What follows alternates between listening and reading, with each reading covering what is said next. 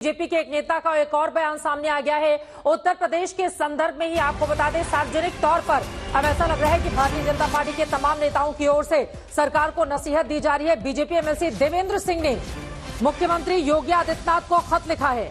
वो पत्र लिखते हुए कहते हैं कि सरकार की छवि शिक्षक कर्मचारी विरोधी बन रही है। शिक्षकों के डिजिटल हाजिरी के विरोध में ये पत्र उनकी ओर से लिखा गया है। स्मार्टफोन खरीदने में राजकोष की लूट हुई है। गोरखपुर फैजाबाद स्नातक सीट से एमएलसी हैं देवेंद्र सिंह, जिनकी ओर से अब ये बात कही गई है। और सीधे शांतनु जी आपके पास आते हुए उसके बाद मैं बाकी लोगों के पास आऊंगी, प्रिंस शुक्ला जी आपके पास भी आऊंगी। वो कह रहे हैं स्मार्टफोन खरीदने में राजकोष की लूट हुई है। दूसरी तरफ अधिकारियों और कार्यकर्ताओं के बीच तालमेल नहीं है। अधिकारी जो है वो हराने का काम कर रहे हैं। इससे तो सीधे निशाने पर योगी सरकार को ही लिया जा रहा है ना, सरकार सीधे निशाने पर है। शांतनु गुप्ता जी, अपने ही लोग जो नेता हैं, जो सांसद रहे हैं या फिर जो उसमें यूपी सरकार में मंत्री हैं, वही सवाल खड़े कर रहे हैं। ये एमएलसी हैं आपके। देखिए, योगी सरकार के पास उत्तर प्रदेश में बीजेपी के पास 255 विधायक हैं, करीब 50-60 एमएलसी होंगे, कई सांसद हैं। अगर हम 1, 2, 3 जो शीर्ष के नेता भी नहीं है उनके बेस पे एक थ्योरी बना के टीवी पे चटपटी खबर तो चल सकती है, लेकिन उससे कम एनालिसिस निकाले, मेरे ख्याल से वो बचकाना होगा। ये बचकानी बात है। आशुतोष वर्मा जी एक जल्दी से टिप्पणी। हाँ आशुतोष जी बोल लीजिए, बोलिए। देखिए, मुझे लगता है कि ये पहली बार इतिहास में हुआ होगा जब अपनी ही पार्टी के खिलाफ 100 से ज्यादा विधायक विधानसभा के अंदर धरने पर बैठे थे अपने मुख्यमंत्री के खिलाफ। वो क्या समाजवादी पार्टी ये भी वो यूट्यूब की शांतनु जी, मैं माफ करिएगा, मैं आपके बीच में नहीं बोला। कहाँ बैठे, कौन सा देखा आपने, हर वीडियो है, कब अपनी बारी में प्लीज बोलिए। अब मैं बोलता नहीं हूँ लेकिन मुझे बोलना पड़ेगा। ये जो लाभार्थी लोग हैं ना, उनको भी थोड़ा अपना संयम रखना चाहिए थोड़ा। ठीक है सर, अब व्यक्तिगत टिप्पणी नहीं करना चाहिए। हाँ बोलिए। अभी जेपी नड्डा का जिक्र किया गया। जेपी नड्डा ने किस दिन इंटरव्यू दिया? 1 जून को इंटरव्यू दिया। 1 जून को क्या था? आखिरी चरण के चुनाव थे। क्यों? तब तक ये स्पष्ट हो गया कि अगर आप योगी आदित्यनाथ के मसले पर जो अरविंद केजरीवाल ने जो बयान दिया था, अगर उसका खंडन नहीं करेंगे तो जबरदस्त नुकसान हो चुका है ऑलरेडी। 1 जून को अमित शाह ने किस दिन बयान दिया? जिस दिन अरविंद केजरीवाल का बयान आया उससे कुछ घंटे के बाद बयान दिया गया। अब जो एमएलसीज के माध्यम से जो बयान दिया जा रहा है, जो एमएलएस के माध्यम से बयान दिया जा रहा है, ये स्पष्ट तौर पर योगी आदित्यनाथ को निपटाने की पूरी कवायद चली। पहले अनुप्रिया पटेल के माध्यम से चिट्ठी लिखी गई, आपको ध्यान होगा। अनुप्रिया पटेल पहले चिट्ठी लिखी आज से 10 साल पहले की। अब एमएलसी महोदय लिख रहे हैं। एक सांसद महोदय स्पष्ट तौर पर कह रहे हैं, केशव प्रसाद महोदय कोई मामूली आदमी नहीं है, वो कह रहे हैं पार्टी के अध्यक्ष रह चुके, मुख्यमंत्री पद के दावेदार रह चुके।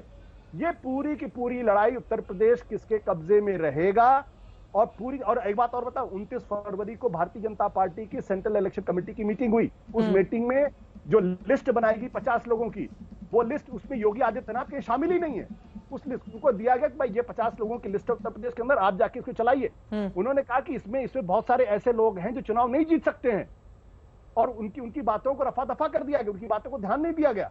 अब उन्हीं योगी आदित्यनाथ को जिम्मेदार ठहराया जा रहा है कि चुनाव आपकी वजह से हारे। भाई जिन लोगों ने 50 लिस्ट बनाई थी, जिसमें 3 लोग शामिल थे, नरेंद्र मोदी, अमित शाह, जेपी नड्डा, वो जिम्मेदारी ले?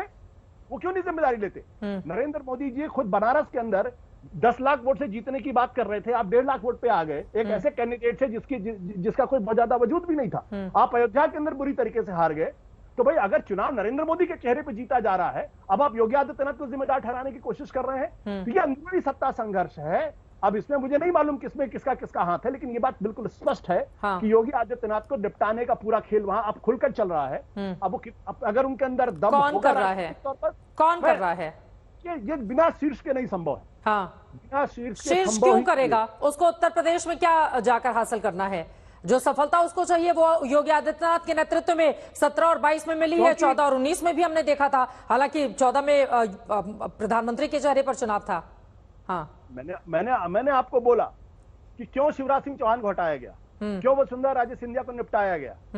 आप हर राज्य के अंदर देख लीजिए, जहां पुराने जो मौजूद नेता थे, कर्नाटक के अंदर क्यों हटाया गया येदियुरप्पा जी को। भाई ये सब पावरफुल लीडर थे। अगर इनके नेतृत्व में बीजेपी चुनाव लड़ती, आप देखिए शिवराज सिंह चौहान ने मेहनत की तो मध्य प्रदेश के अंदर भारतीय जनता पार्टी जीती। लेकिन कुछ कड़वी बातें होती हैं, लेकिन मुझे लगता है कि उसको सुन लेना चाहिए सत्ता पक्ष के लोगों को भी। शांतनु जी मैं फौरन आपके पास आऊंगी, लेकिन अरुण राजभर जी बहुत देर से हमारे साथ जुड़े हुए हैं, उनके पास आते हुए। अरुण राजभर जी, अब सीधा सा सवाल है, उधर राजभर जी को माफ कीजिएगा, संजय निषाद जी को लगता है कि पुलिस और कार्यकर्ताओं के बीच तालमेल नहीं होला और अधिकारियों ने अपनी मनमानी की, इस वजह से कई जगहों पर हमें हार का सामना करना पड़ा। अब आप लोगों को भी ऐसा ही लगता है क्या? चित्रा जी, जिस तरीके से द्वारा साजिश रची जा रही है, अगर समय रहते हुए अमल कर लिया गया और उसको सही कर लिया गया और उसका समाधान निकाल लिया गया, तो मुझे लगता है कि सारी समस्याओं का हल निकल आएगा। क्योंकि एक बड़ा मुद्दा है दलित पिछड़ों की भागीदारी का। उत्तर प्रदेश में जिस तरीके से हम लोग गांव में देख रहे हैं कि दलित पिछड़े वर्गों की हिस्सेदारी को लेकर के मुखरता से लोग बोलने को तैयार नहीं है। हम लोग इस बात की चर्चा जब गांव में जाकर करते हैं कि 70 साल से जो जिस जमीन पर बसा है उस जमीन पर उसको आवंटित कर दिया, उसको खसरा खतौनी दे दिया जाए, तो एसडीएम और तहसीलदार द्वारा उनको नोटिस भेज दिया जाता है कि आप भीटे की जमीन पर बसे हैं, आबादी की जमीन पर बसे हैं, आप खाली कर दीजिए, नहीं घर गिरा दिया जाएगा। बगैर आप किसी दूसरी व्यवस्था किए अगर उनको नोटिस भेज के घर गिराने की बात कर रहे हैं, तो ये तो आप सरकार को बदनाम करने की बात कर रहे हैं। इस पे उत्तर प्रदेश सरकार के सभी मंत्रियों को और सभी या माननीय मुख्यमंत्री खुद ही संज्ञान में लेकर के तमाम जो गरीब, कमजोर, पिछड़े, दलित वर्ग के लोग हैं वो अगर इस बात से दुखी हैं तो उसकी दुख का निवारण करना पड़ेगा। और अधिकारी नहीं चाह रहे हैं कि इनके दुख का निवारण हो। माननीय ओम प्रकाश राजभर जी इस बात को सदन में उठा अब अधिकारी सरकार से ऊपर थोड़ी ना हो जाएंगे? क्यों नहीं अधिकारी चाह रहे हैं? सरकार की ओर से क्या निर्देशित नहीं किया जाता है अरुण राजभर जी? जी, अगर ये अधिकारी तो वही करेंगे जो सरकार की ओर से निर्देश जारी किए जाएंगे। अधिकारी अपने मन से तो काम करेंगे नहीं, सरकार के जो भी नियम कायदे कानून होंगे उसी को वो फॉलो करेंगे। ये अधिकारी अगर सुनते तो हत्या हो जा रही है, 10 दिन बाद मुकदमा भी दर्ज नहीं हो रहा है, तो कार्यकर्ता जो उस पीड़ित परिवार को न्याय दिलाने के लिए थाने पर जा रहा है, एसपी महोदय के यहाँ जा रहा है, डीआईजी के यहाँ जा रहा है, अगर वो सुन नहीं रहे हैं तो ये क्यों नहीं सुन रहे हैं? क्यों नहीं सुन रहे हैं बताइए आप, चाहते हैं क्यों नहीं सुन रहे हैं? तो इसके लिए या तो उनको किसी न किसी का संरक्षण है, वो नहीं चाहते हैं कि सरकार का काम हो और सरकार अच्छे तरीके से काम करे। और सुहेल देव भारतीय समाज पार्टी इस मुद्दे को बार बार कह रही है कि उत्तर प्रदेश में जो रोहिणी कमीशन का गठन है, ये तमाम अति पिछड़े वर्ग के लोगों की मांग है। और ये मांग अगर सरकार के द्वारा, केंद्र के द्वारा, प्रदेश के द्वारा अगर मांग को लागू कर दिया गया होता तो मुझे लगता है कि जो 38% आबादी अति पिछड़ों की है, रोहिणी कमीशन का रिपोर्ट लागू होते ही 38% हमारे न्याय के साथ खड़ा हो जाता है। 69,000 शिक्षक भर्ती का मसला क्यों उठता है? क्योंकि वो पिछड़े वर्ग दलितों के लोगों को भागीदारी का मुद्दा है। आज माननीय ओम प्रकाश राजभर जी सैकड़ों बार सदन में उठाए, माननीय मुख्यमंत्री से मिले, अगर इसका कोई हल नहीं रहा है तो कहीं न कहीं ये हमारे लिए दुष्प्रचार तो हो रहा है ना। इसको दुष्प्रचार को रोकने के लिए सरकार को गंभीरता से दलित पिछड़ों के मुद्दों को गंभीरता से लेना पड़ेगा और लेकर के जमीन पर उतारना पड़ेगा। और जमीन पर मैं देख रहा हूँ कि आवास की समस्या, नाली, आज बरसात का सीजन चल रहा है, नाली गांव में पानी भर गई है, पानी निकलने कोई साधन नहीं है। अगर कार्यकर्ता नाली सफाई कराने के लिए, नाली बनवाने के लिए कोई दरखास्त दे रहा है तो उसका चिट्ठी महीनों भर घूम रहा है, कोई कार्रवाई नहीं हो रही है। बोलिए प्रेम शुक्ला जी, अब ये तो आपके सहयोगी ही हैं, ये लोग कोई विपक्षी दल तो है नहीं, यही लोग इतनी कमियां निकाल रहे हैं। प्रेम शुक्ला जी जी हाँ, नहीं, निश्चित तौर पर हमारे सहयोगियों को प्रशासन की तरफ से अगर कोई कमी है तो उसको निकालना ही चाहिए। ये कोई जो है अरविंद केजरीवाल की सरकार थोड़े है, कोई कांग्रेस की सरकार थोड़े है, कोई सपा की सरकार थोड़े है कि इसमें जो है आप पता, यही हमारे मित्र जिनका आपने जिक्र किया, आदरणीय जो एमएलसी साहब का, वो जो है समाजवादी पार्टी में थे और सिर्फ यादव जाति के लोग 80% जो है वो पीसीएस में पास कर दिए गए। उन्होंने जाके अखिलेश यादव से शिकायत की। अखिलेश यादव ने कहा आपको पार्टी में रहना रहो, मैं यादवों को ही भर्ती करूंगा, क्या कर लोगे? और उन्होंने राष्ट्रपति को शिकायत की, प्रणब मुखर्जी को, और वो भारतीय जनता पार्टी में चले आए। तो इसलिए भारतीय जनता पार्टी में स्नातकों की, शिक्षकों की, किसी तरह से दलित, पीड़ित, वंचित समाज की कोई समस्या है तो उसका समाधान हमारा लक्ष्य है और वो हम करेंगे। दूसरी बात, आदरणीय आशुतोष जी ने चुनाव लड़ना कैसे चाहिए, जीतना कैसे चाहिए, टिकट बांटना कैसे चाहिए इत्यादि और बहुत जो है अच्छी राय दी उन्होंने। हमारे चूंकि उत्तर प्रदेश की बात चल रही है, एक अवधि में कहावत है, लोखरिया दूसरे सगुन बतावे, अपना कुकुरे से नोचवावे। तो भैया आशुतोष जी जो है एक बार चुनाव लड़े थे और बुरी तरह दारुण पराभव हो गया, तो उसके बाद बेचारे राजनीति छोड़ दिए। अब उनको जो है अरविंद केजरीवाल की पार्टी का समर्थन करते थे, बहुत अच्छी बात है। अरविंद केजरीवाल की पार्टी 20-25 सीट लड़ी थी साहब, 2-3 सीट जीती है।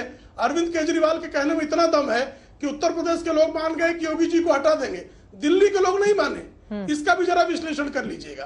पंजाब के लोग नहीं माने, इसका भी आशुतोष भैया जरा विश्लेषण कर लीजिएगा कि उनके घर में जो है उनकी पत्नी के निर्देश पर जो है उनकी एक सहयोगी को, उनका सहयोगी जो है सांसद को पीटता है और वो बेशर्मी से जो है वो मोर्चा निकालते हैं। जरा इसका विश्लेषण कर लीजिएगा कि दिल्ली की जनता ने जिस तरह से जो है आपकी सांसद को आपके अरविंद केजरीवाल ने अपने घर में उसको पिटवाया और उसके ऐसे जो है प्राइवेट पार्ट्स पर भी जो है प्रहार किया गया और उसने शिकायत की। लेकिन बेशर्मी की हद ये है कर चुके हैं। श्रीमान अरविंद केजरीवाल जो है बीजेपी के स्थिति को लेकर प्रेम शुक्ला जी चर्चा हो रही है ना। हाँ, नहीं उस पर चर्चा बता रहा हूँ। नहीं मैं इसलिए नहीं उसी चर्चा में बता रहा हूँ, मैं उसी संदर्भ में बोल रहा हूँ मैं, तो निश्चित तौर पर मैं उसी संदर्भ को बता रहा हूँ मैं। ठीक है। और जो है श्रीमान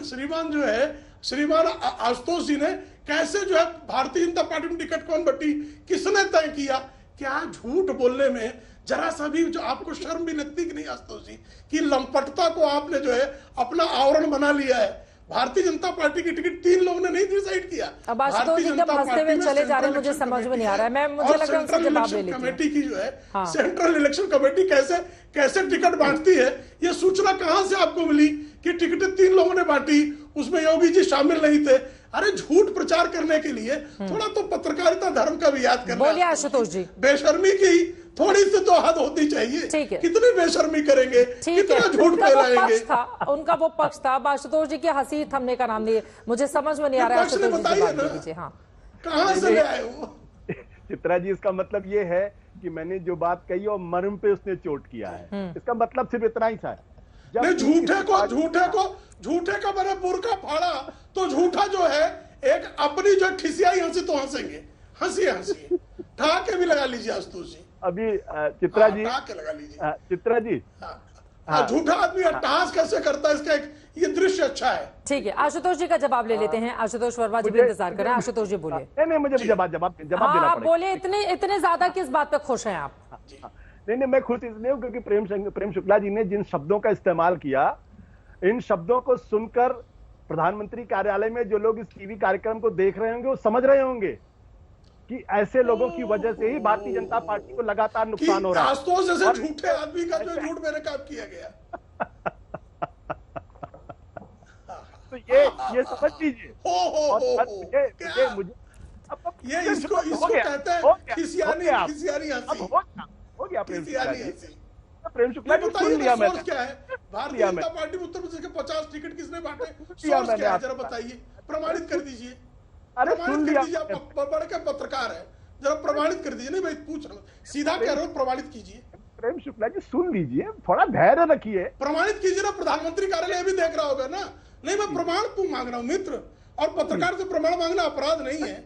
आप बड़े पत्रकार हैं, मैं आपसे प्रमाण मांग रहा हूँ। 50 टिकट किसने बांटा, ये सूचना का आपका स्रोत क्या है? ये मांग लेने पे इतना आपको हंसने क्या? अब जवाब ले लेते हैं। ठीक है आशुतोष जी जवाब दीजिए, बाकी लोगों के पास भी जानिए। ठीक है बोलिए। नहीं मैं अब इनकी जिन शब्दों का इस्तेमाल कर उस भाषा में तो मैं नहीं जवाब दे सकता इनको। मैं इनको लंपट नहीं बोल सकता, देखिए मैं इनको झूठा नहीं बोल सकता, मैं इनको कुछ और शब्दों से नहीं नवाज सकता। ये मेरी संस्कार है, ये मेरे संस्कार, इनके संस्कार तो नहीं है ना। हाँ, मुद्दे पे एक एक करके अपनी बारी में। अब इनका स्रोत क्या है? मुझे झूठा मैं स्रोत पूछ लेती हूँ ना प्रेम शुक्ला जी। ठीक है, मैं स्रोत पूछ लेती हूँ, वो आपसे स्रोत पूछ रहे हैं। ठीक है। हम लोगों को बचपन में पढ़ाया गया है कि आप जिस संस्कार से निकलते हैं वही आप बोलते हैं। तो जिन शब्दों का इन्होंने इस्तेमाल किया, भगवान उनको मुबारक हो। संस्कार भी है इनका। आप दोनों लोग एक साथ बोलेंगे। Prem Shukla ji please, Prem Shukla ji please. ठीक है, स्रोत बता दीजिए ना आशुतोष जी, क्या दिक्कत है? बाकी लोग भी इंतजार कर रहे हैं ना। ये 2 लोगों की तू में फिर पूरा समय चला जाएगा। प्लीज आशुतोष जी। प्रेम शुक्ला जी उनकी बारी में मत बोलिए। आप बोलिए। पहले प्रेम शुक्ला जी को थोड़ा सभ्य होना सिखाइए आप, कि जब दूसरे बोलते हैं तो उनके बीच में नहीं बोलना चाहिए। तो सिखा दीजिए ना। देखिए आप देख लीजिए किन शब्दों का इस्तेमाल कर रहे हैं। Prem Shukla ji please, Prem Shukla ji please, Prem Shukla ji please, Prem Shukla ji. ठीक है, इस तरह के शब्दों के इस्तेमाल से हम बचेंगे। एक सेकंड प्रेम शुक्ला जी प्लीज। हम लोग नेशनल टेलीविजन पे डिबेट कर रहे हैं, देश और दुनिया में पूरा ये लाइव जाता है। प्लीज सर आप स्रोत बता दीजिए, फिर मैं बाकी मेहमानों के पास जाऊँ ना आशुतोष जी प्लीज। ठीक है चित्रा जी। हाँ बोलिए। चित्रा जी, हाँ मुझे लगता है कि आप भी पत्रकार हो, हम भी पत्रकार हैं। शब्दों में जा रहे हैं, उनके पास उत्तर नहीं है। उनका बुर्का फट चुका है। प्लीज उनको बोलने तो दीजिए प्रेम शुक्ला जी, उनको बोलने तो दीजिए, उनको बोलने तो दीजिए प्लीज। आशुतोष जी। चित्रा जी, पहले इस बेवकूफ आदमी को बात करना सिखाइए, पहले इस आदमी को। ये बदतमीज आदमी जैसे बोलना आप बैठी हैं। दोनों ही लोगों का ऑडियो डाउन किया जाए। मुझे लगता है कि कम से कम इतनी तहजीब खुद अपने अंदर होनी चाहिए कि एक दूसरे को लेकर सम्मानजनक शब्दों का इस्तेमाल करें।